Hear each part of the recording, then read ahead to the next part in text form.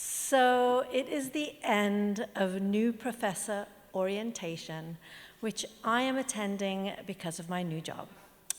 And I'm standing outside, it's pouring rain, which is a problem because even though I grew up in England, I'm most recently a transplant from California, and I'm completely unprepared. I have no jacket, no umbrella, and on my feet, these stupid open-toe shoes. I'm just getting wet. And that's when I see him, the man who sat across from me in new professor orientation. He's a business school professor. He has salt and pepper black hair. He is wearing ugly glasses, really ugly, not like cool ugly, just like actually ugly. He's wearing a tweed jacket with bona fide real elbow patches. And from the way he's walking, I can tell he's going to talk to me. Hi, I'm David. It's nice to meet you. I heard you were taking the bus today, and I wanted you to know that my Buick is right here on campus, and I'd be happy to give you a ride home. And I say, no, thank you. Because this is in the days before Uber, and getting into a car with a total stranger is actually still a bad idea. But I also say no because as the dutiful daughter of Indian immigrants, I'm not really supposed to be mixing with men because my parents are going to arrange my marriage.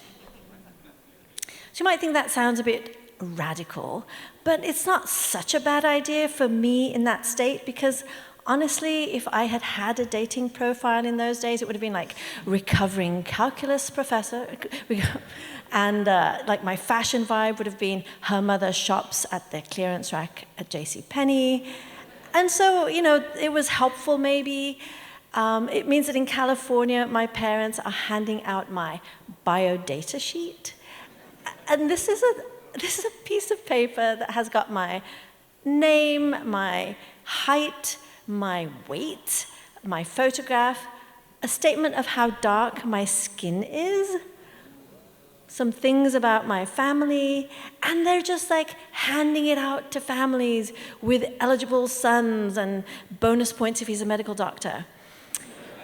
And there's a lot of them. I mean, I could have found one, right? But in Philadelphia, it's actually still pouring rain. So I say, I'd love a ride. So a few weeks later, I see him at another new faculty orientation thing. He invites me to get together with some friends from out of town. And then he invites me out to dinner, and before I know it, by accident, I'm dating him. And I like it. And he's amazing in ways that totally surprise me. For example, about 2 months into our relationship, he tells me that he has been lying. I'm like, what is going on? And he tells me that he knows that I am a lifelong vegetarian, like I've actually never had meat.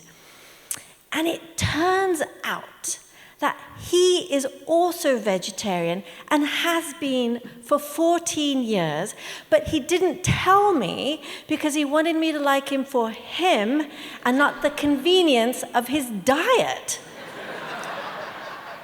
So it's a withholding lie, and he owns it, and we talk about it, and we have this like really great conversation.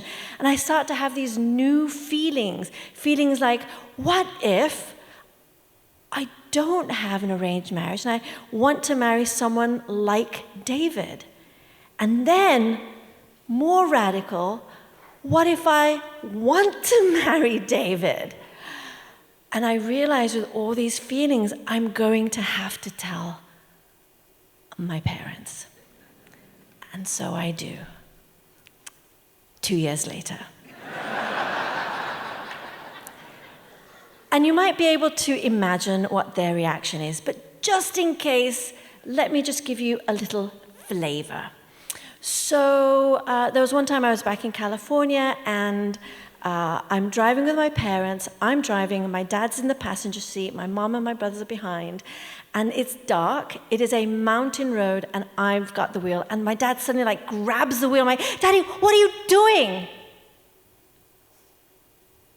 Just leave me on the road to die.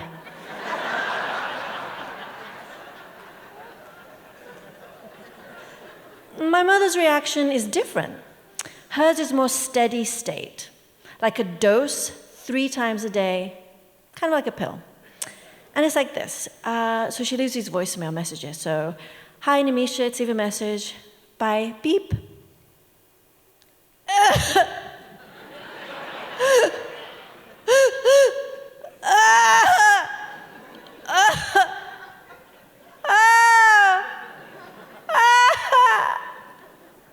Beep. That's it. And so one day, David hears one of my mom's messages.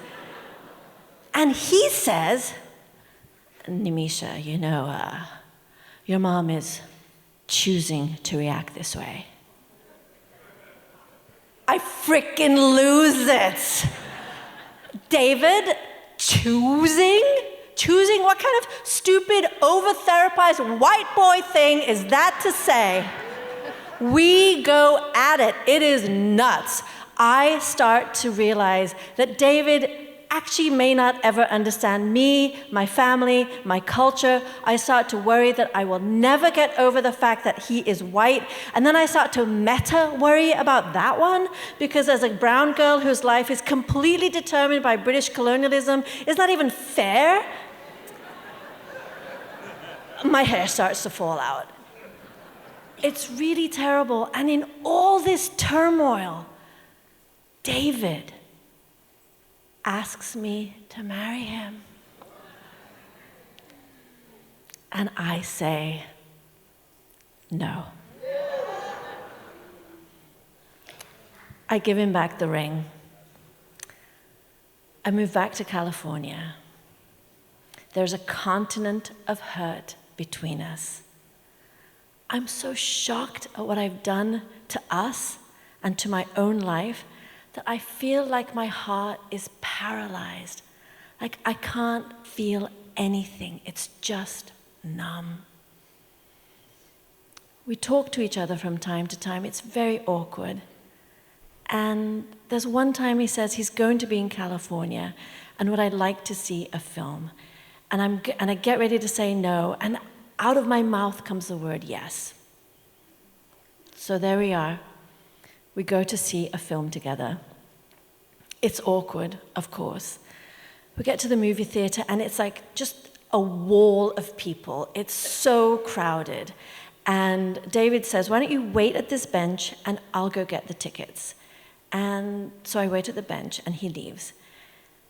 And I just snap, like I enter this disassociated, fugue-like state, and all I can hear in my mind are my mom's voicemail messages and a voice that tells me that I'm being a bad Indian daughter, and I'm just losing it. My mind is spinning. I walk and walk and walk until I find myself on a balcony looking down at the theater crowd below. And then I see him.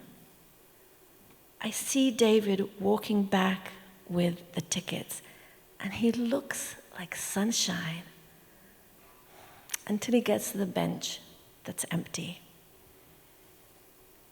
And he starts looking for me. He doesn't go too far away from the bench, and the film has started.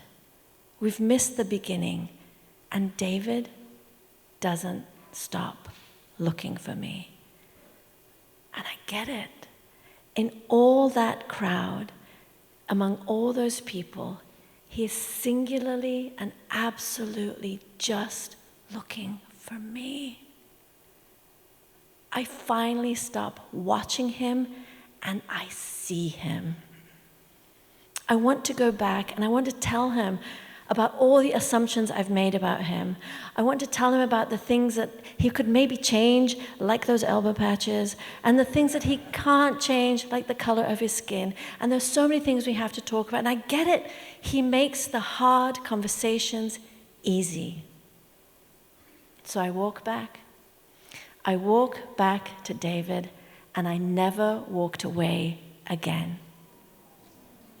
And for the record, family, we are 2 proposals, 1 wedding, 3 kids into our life, and now my mother buys him clothes off the clearance rack.